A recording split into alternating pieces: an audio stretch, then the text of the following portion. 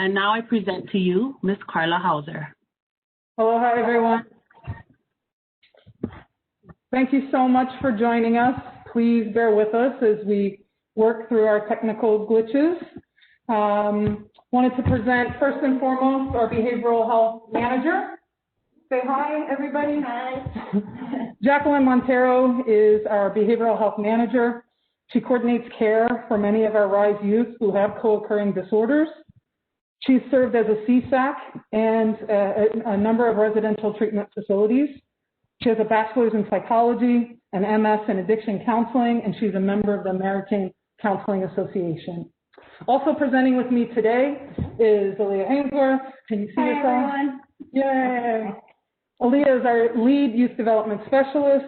She's passionate about transition age youth. Prior to RISE, she worked with minority youth in DC.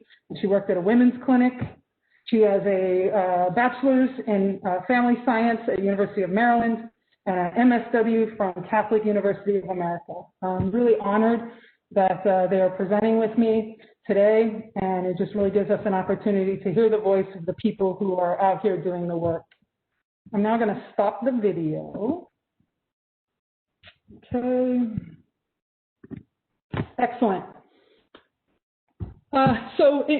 Really quick introduction to RISE for those of you who are not familiar. We are a shelter and housing program for transition age youth. Our mission is to provide a continuum of support that empowers Hawaii street youth to move beyond homelessness. RISE was started June 4th, 2018. We started based on the premise that we were looking at point-in-time data, and we saw an overwhelming majority of the young people that we were counting during point in time, the transition age youth, were sleeping unsheltered. And in looking at that data, we wanted to create a model that was more focused on where young people were in their development. Not to say that the adult shelters like IHS, Next Step Shelter, were not doing things the right way. We just wanted to create a safe space for young people to be able to sleep, to regain connection to their community, and then hopefully take off and thrive. One of the key factors, the key training tools that we use at RISE is this book by J.T. Fest. If you are familiar with his work, he also wrote a great book called Street Culture. In this book, he talks about the 5 skills that you need in order to be competent for educators and youth workers to work with young people. We use this for our practicum students, all new staff. It's a really essential, great piece. It's not a super long book, but it's modeled for teachers, social workers, juvenile probation officers, and we really believe in the material that's in here, and it's how we base our work with young people. The very first core principle in the book is about respect. And, you know, we often hear from our young people that we will transition to, whether it's an adult housing provider, let's say a young person will get a housing voucher with someone who's outside of our youth world, and we'll get feedback, sometimes from adult providers who say, you know, he was disrespectful during the orientation, or that, you know, a young person needs to show respect. And that whole philosophy is really turned upside down when we talk about that with young people. And Aliya, can you speak to what respect means in terms of working with this group? Absolutely. So when we think of respect, we often think of it as a noun, as something that's earned when you have admiration for someone or their abilities and achievements. So in the case of homeless youth, this could be when they abide by the terms of their parole or their ability to survive on the street. But when working with youth, it's important to treat respect as a verb. When talking about respect as a youth worker, we're talking about a skill. So it's not something that we have, but it's something that we do. It's an action that's constant from providers, so either we are respecting them or we're not. There is no in between. Whether or not we feel they deserve our respect does not come into play, because even if we disagree with their behavior or the path they've chosen for themselves, we have to exhibit unconditional positive regard for their rights and feelings. No matter our personal preferences or ideals, the clients deserve fair and sufficient treatment to their feelings and rights. Our goal is to educate, reduce, or heal trauma and foster resilience, not to create more hindrances in our youth's success by disrespecting them when we feel that we've been disrespected. And so we must always be actively treating clients respectfully by being honest, fair, kind, considerate, reliable, and concerned. And if we're not being treated with respect, we can't project our personal feelings onto the client, no matter the situation. We always model respect. So it's important to remember that it is a skill we practice, and it does not matter if it's reciprocated. Of course, we respond to disrespectful behavior, but our response is given respectfully and with consideration that we are modeling a behavior that we would like for them to carry into their future endeavors. Excellent. Thank you for that, Aliya. The next core competency is it's not what you do, it's the way that you do it. Jackie, I'm wondering if you can speak to if we really want to see true change in our young people, what does that look like? Well, when we think about creating change, it's not what we do, but how we do it.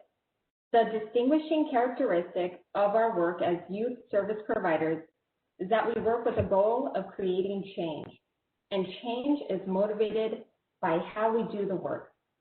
As a mental health professional, I cannot force youth to engage in therapy. However, I can meet the client where they are at and be ready to serve them as I build trust with them. A street outreach worker cannot connect street youth with higher level services without youthful cooperation from the youth. We can force, we can make them go to school, place them in detention, but we cannot force the outcomes.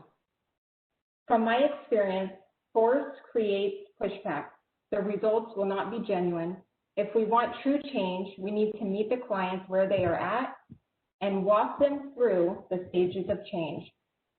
Our only ability to create change is to influence their own power and how they choose to use it. It's important to empower youth to use their personal power to create this change based on their own goals. Regardless of a client's background, we need to constantly instill faith in the youth's ability to improve their own lives. Youth need to hear a constant positive voice of encouragement, not judgment. The goal is to not control young people, but rather influence experiences and environments. So how we do what we do creates positive and negative experiences. We as providers have the precious ability to influence. Think about a teacher, for example. In the US, students average 36 weeks, 19 hours per week in formal education, equaling 684 hours per year. Assuming 8 hours of sleep, 5,840 awake hours. A teacher's 684 hours amount to just 1% of the time to influence. And that's assuming every hour is meaningful interactions with that student. Probation, outreach workers, case managers, even worse. Despite all of that, we can still influence by focusing on the present moment. A single moment can have long-lasting effects, for better or worse. It's determined by how the youth experience us. A youth will never forget encouragement from other providers, especially if they spent most of their childhood not being around positive influences or family members who have put them down. It all comes down to relationship, really. As providers, this is how we do treatment. Treatment is based on relationship between the provider and those receiving treatment. When adults are tasked with achieving positive outcomes for young people, the healthy positive relationship is known as therapeutic alliance. Alliance means collaboration, working together. We need to understand young people in order to heal them. It's crucial that we set aside our own personal bias and focus on client and person-centered approaches. All youth have basic needs that act as their foundation for their ability to grow and mature into healthy adults. Carl Rogers said, People are just as wonderful as sunsets if you let them be. When I look at a sunset, I don't find myself saying, soften the orange a bit on the right-hand corner. I don't try to control the sunset. I watch with awe as it unfolds. A child who does not feel safe cannot learn or address psychological needs. If a child doesn't trust, they will not feel safe. We create that safe space that youth need to flourish. We need to give youth more credit. How many people do you know with challenging backgrounds that are making a difference now? We need the space to heal as we give them the space to heal. Establishing trust is huge while being transparent and consistent always. Excellent. Thank you for that, Jackie. We hear a lot about influence and encouragement, and the next competency is about it ain't what you sing, it's the way that you sing it, right? Aliya, can you speak to why communication and how we communicate with young people is so critical for this particular age group? Of course, Carla, thank you. So we have to think about youth as a culture because they are often a segregated group outside of older adults. Older adults often work, raise families, have money, power, and enjoy rights that are not afforded to youth. Transition age, which is between 18 to 24, is often a very confusing time for the youth because they are afforded some responsibilities that older adults have, but are also limited in many ways. And it's frustrating for them because they can vote, but they can't buy cigarettes. They can join the military, but they can't rent a car. And so it creates this kind of limbo that is very frustrating because they feel they don't have access to all the same things that older adults do. And that just really shows it is a different culture. In regards to communication, we have to factor in that culture because it can lead to a lot of misinterpretations when we are working with the youth. And so verbal and physical cues are absolutely our greatest challenge when doing cross-cultural work. Older adults often speak in metaphors and communicate based on implications and assumptions. Phrases that make sense to us may have youth confused and feel as though they can't understand what we mean. Youth are often very literal and don't have the history or experience with abstract communication to understand. So, for example, saying something like, that's a slippery slope, they might think, oh, is the ground wet? Are you about to fall over? Like, we have to understand that they might not mean or understand exactly what we mean. And so we often assume youth can decipher what's being said to them, but that's an assumption that we absolutely have to toss out the window because it creates difficulty within communication. We have to clarify what we mean and get clarification from the youth because specific words also have different meanings to different people and are up to interpretation. So both parties might understand the word, but it has different meanings. For example, dope. I hear that from many of my clients, and I always have to ask, and the answer is different, sometimes even with the same client. It's just depending on what they're talking about. But depending on the person, that can mean weeds, mess, cool, or anything else. So we absolutely have to clarify so we know exactly what they're talking about and we can really understand one another. And so as service providers, it's our responsibility to bridge that cultural communication gap, but that does not mean that we should use their slang to relate to them because they can tell when it's not genuine and it's very off-putting to youth. You might even get made fun of a little bit. So just make sure you're staying true to yourself, but also following communication techniques such as speaking and listening literally. Focus on their words and avoid speaking in euphemisms and metaphors or anything that's based on assumed knowledge. We need to pay attention to interpretation. Like I mentioned before, the word dope, for example, it depends on the person, and we need to ask for clarification. It's also extremely important to remain present. Youth operate in a present-oriented mode, and so if the youth is upset with you and say you walk away and then you return to the topic later, use language that puts events in the past. So why were you angry and not are you still angry?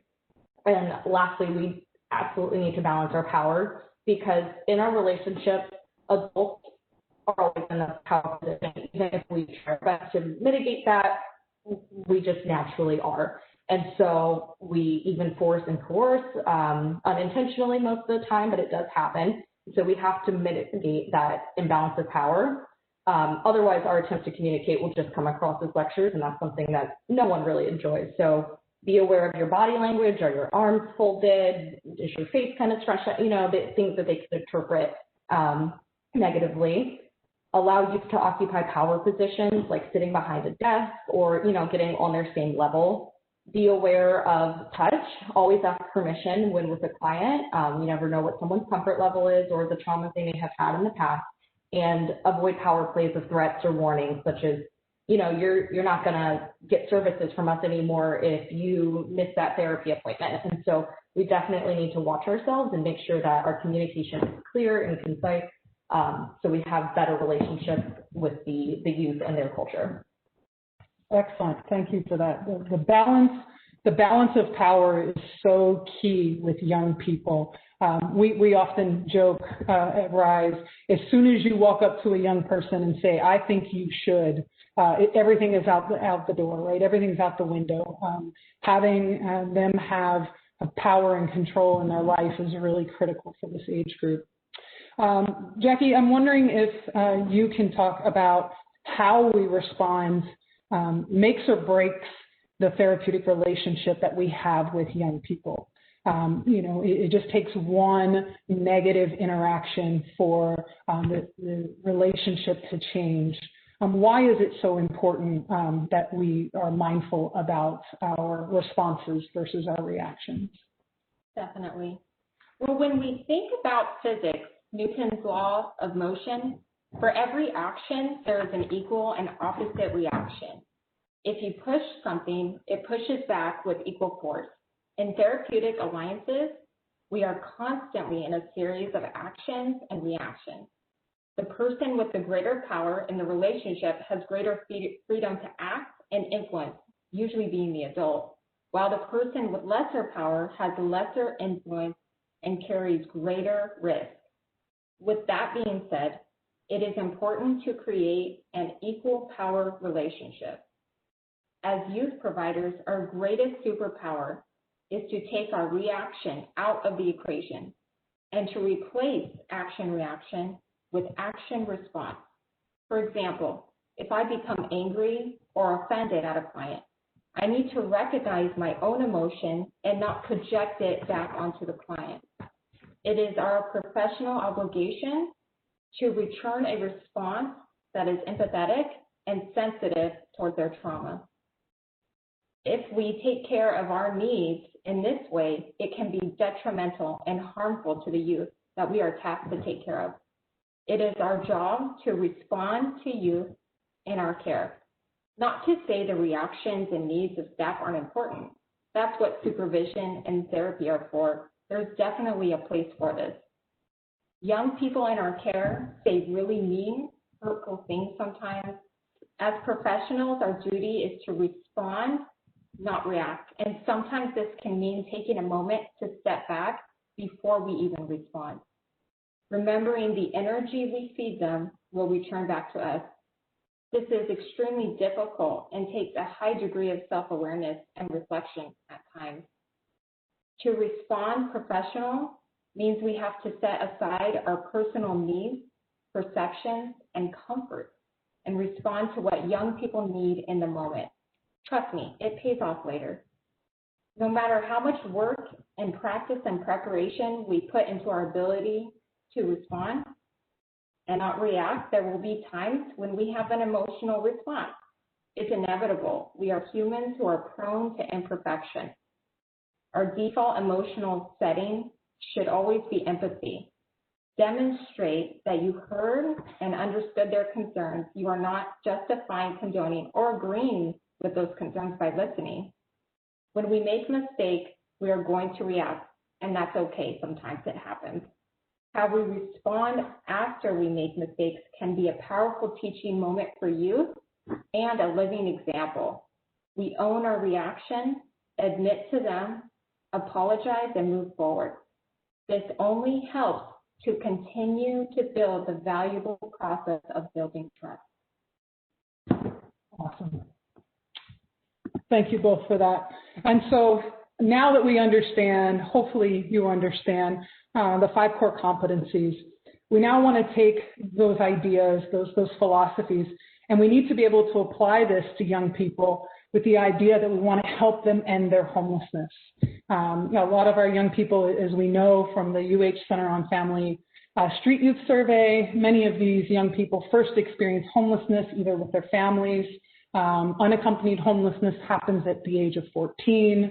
And so how do we, after years of trauma and being on the streets, how do we start to apply these principles and help young people, empower young people to move beyond homelessness? And the model that we use, that we found great success in, it's actually a Canadian model. We have a number of Canadian presenters today at our homeless conference. So they're obviously doing something right up there, and we're grateful for that. But this, you can find this anywhere. You can Google it. This is Housing First for Youth. It's a program model written by Stefan Getz. It was put on by the Canadian Observatory on Homelessness, and it was actually funded by the Government of Canada's Youth Empowerment Strategy Program and Home Depot Canada Foundation.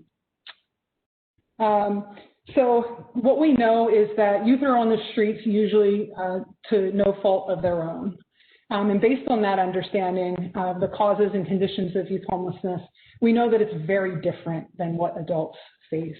And so as a result, we need to make sure that our responses and the programs that we put forth are designed for young people and where they are in adolescent brain development. We could do a whole session just on, young people and, when their brains actually fully develop. There's a reason that they don't make good choices in the early part of their adolescence. It's strictly biological.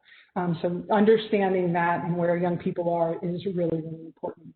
Another thing that we'll talk about is, not having time limits on young people. I'm sure there's a number of folks that are on this panel listening in that you've worked in a shelter that has a 90-day or 120-day time limit. That does not work for young people, and it has been our experience is that when we allow people to have that time to move beyond without time limits, we see so much more success. So with that said, we're going to go through each of these different competencies. Jackie, can you talk to us about the youth's right to housing without preconditions? Definitely. The separation of housing from supports mean that young people are not required to accept supports as a condition of obtaining or retaining housing. This may be contrary to what many professionals have been taught. However, I've seen the opposite to be true. Many times when a youth comes into shelter, drug abuse and risky behaviors decrease dramatically. Youth build relationships with staff and peers, which allows them to feel safe and comfortable. Here's a scenario about adding conditions to housing. Let's call him Jason. Jason is homeless and lives under a bridge near a marsh. Jason has also been using methamphetamine since he became homeless at age 16. Jason's case manager approaches him with a housing solution. However, the case manager wants Jason to prove he's serious by being sober for 30 days while living on the street. Here are the issues with such a demand.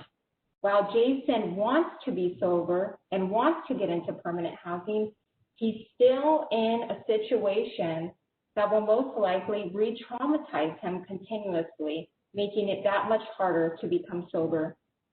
And the case manager's expectations of Jason to get sober for that length of time while sleeping under a bridge and being around other people next to him, near him, and other supports around him that all use drugs and alcohol will not contribute to his sobriety.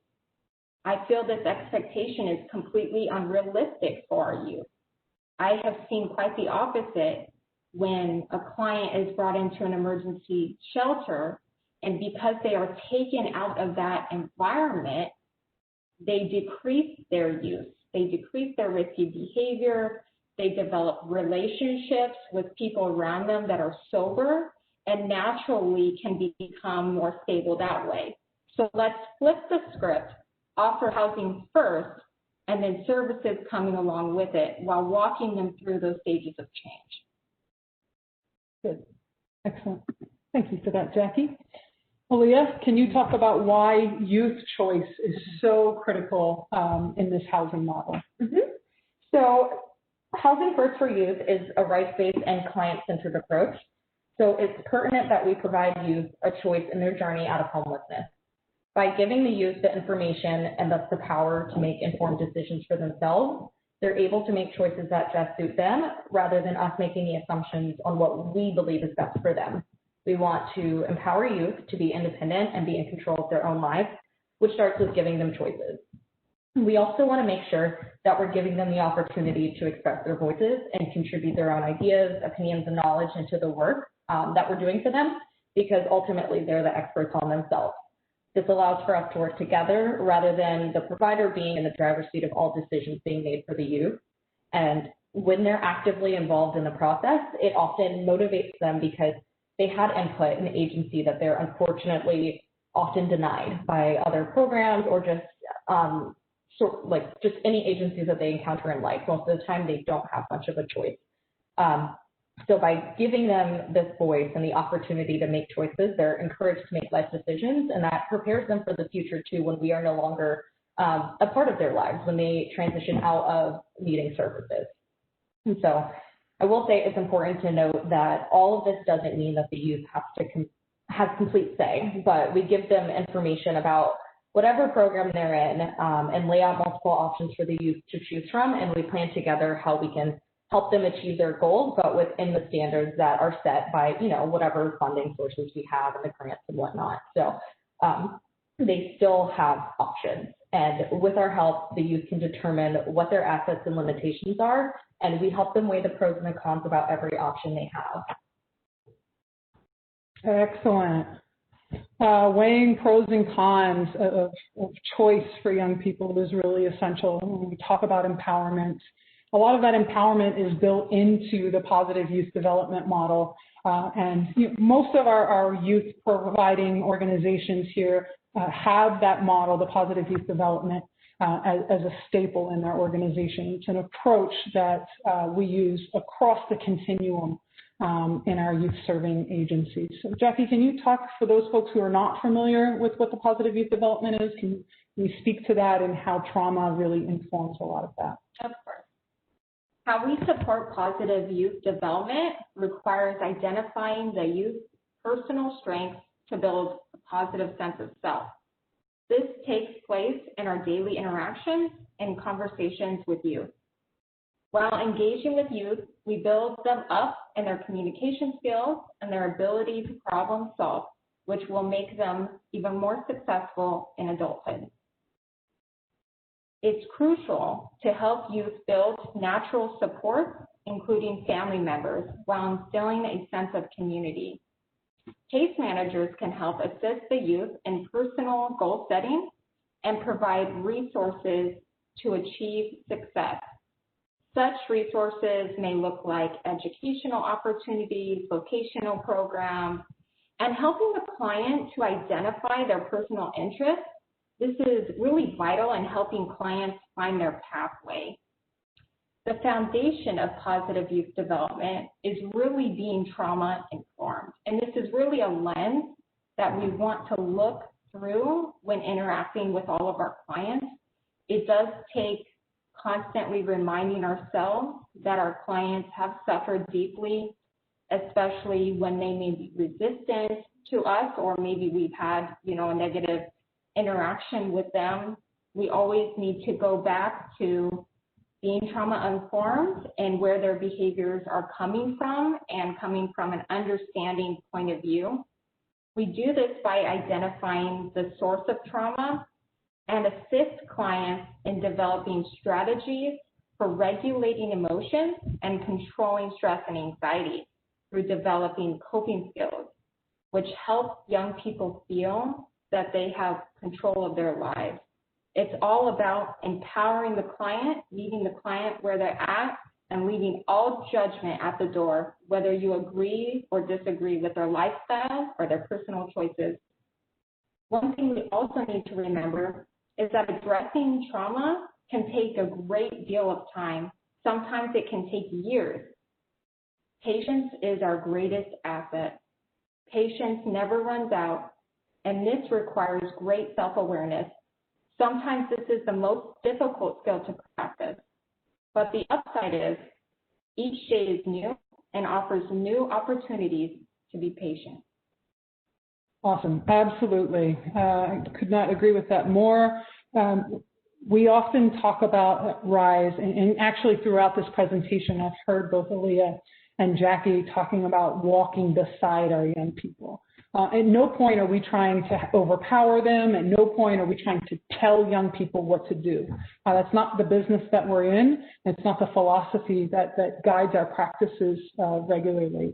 So Aliya, can you speak more about what does engagement look like in that journey of walking next to young people? Absolutely. It looks like individualized client-driven supports with no time limits. Jackie was just mentioning trauma, and that is one of the biggest things that we have to consider. If we treat everyone as if they're the same, we can't address their individual stories. And so most of the time with programs, there are rigid expectations that are placed upon youth for conditional support, and Jackie also mentioned this, it is not realistic. We have to utilize these individualized supports with no time limits because traditional program rules don't consider the difficulty that young people or anyone really face when they have to make dramatic life changes in order to receive services. And so because we know that young people will go through cycles where they're motivated and ready to work the program, they sometimes completely disengage because it is terrifying to make such a huge life adjustment, and we need to be flexible in terms of timeframes and the services that we offer. Individualized and client-driven supports lead to better outcomes because it allows for unique supports for every individual. Because when clients are treated as if they're the same, they're unlikely to succeed because they all have different stories, different strengths, weaknesses, and supports outside of the specific agency they're working with. And so considering this individualism for every young person we encounter, we have to cater our services to them to best support their needs.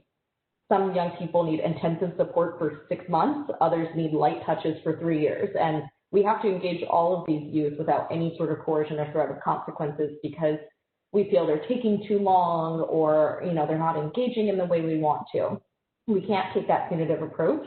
We have to encourage them to focus on the positive change that they have and learn from their experiences, whether they are negative or positive.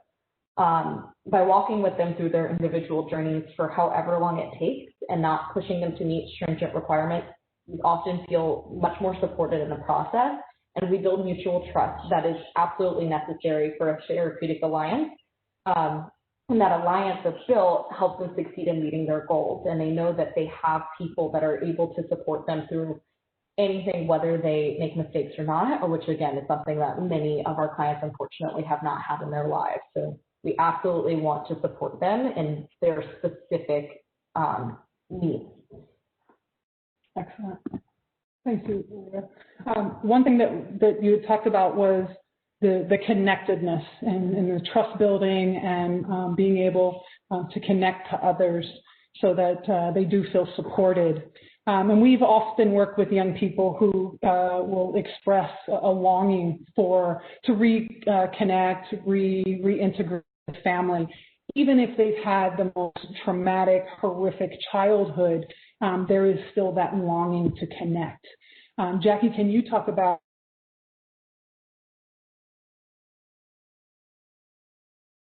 to practice using housing models that do not stigmatize or isolate clients? We're going to work with clients with massive amounts of trauma. We as providers have to be a part of breaking that cycle by offering unconditional support and positive regard. It's also important to offer opportunities for social and cultural engagement in order to develop positive social relationships and enhance social inclusion. Getting clients included in the community and allowing them to feel a sense of connectedness makes all the difference. It allows them to grow roots with others around them and really develop a foundation for personal growth and development, especially when they have tons of support around them. Part of working with this population is teaching young people to build healthy relationships with friends and meaningful adults in their lives. Sometimes this means allowing the client the space to identify codependent or abusive relationships. This epiphany or realization happens when clients see living examples of healthy relationships through us. Other opportunities for engagement in meaningful activities look like education. We encourage pathways of development through employment, vocational learning, and even recreation. It's important to help clients find a balance of activities that include working towards their goals and having good old-fashioned fun regularly. As we work with youth at RISE, we connect youth with relevant support persons. That can look like case managers, psychiatrists, therapists, even peer support. And being able to maintain this support long-term is crucial for long-lasting results and success. Depending on the client's needs and personal ability, that should determine how long the clients need this support. It shouldn't be based on a certain timeline because every client is different. Some clients may not need or require long-term support, maybe a couple months, and then you'll have other clients with much more higher needs, higher acuity, possibly dual diagnosis. You might have some clients with developmental disabilities who will require much longer term support. And I think that we should be able to meet their needs as a community. Excellent. Great, thank you for that, both of you. So with all of these great theories, and if we're well versed in these competencies, youth are still going to fail. And I use fail, I use air quotes often, right? Because we have to really reframe what we think that failure is. We like to, Alika Campbell at Holly Kipa will often say, you know, we're in this business just to really plant seeds for young people. And that's really important, and that really resonated with me during my time with the Youth Outreach Program. So really, the goal for youth in our care is to help them overcome challenges in their lives and achieve success. In reality, you will not find a clear path to success, and there are going to be many, many moments of failure for our young people. A huge task in helping youth succeed is helping them learn how to fail. By definition, failure is an omission of a performance. Omission is something that's just left undone. Our goal is to get the undone done. Youth are in our care because of some omission or lack in their lives. It could be a lack of knowledge, a lack of ability to support themselves, a lack of ability to follow laws.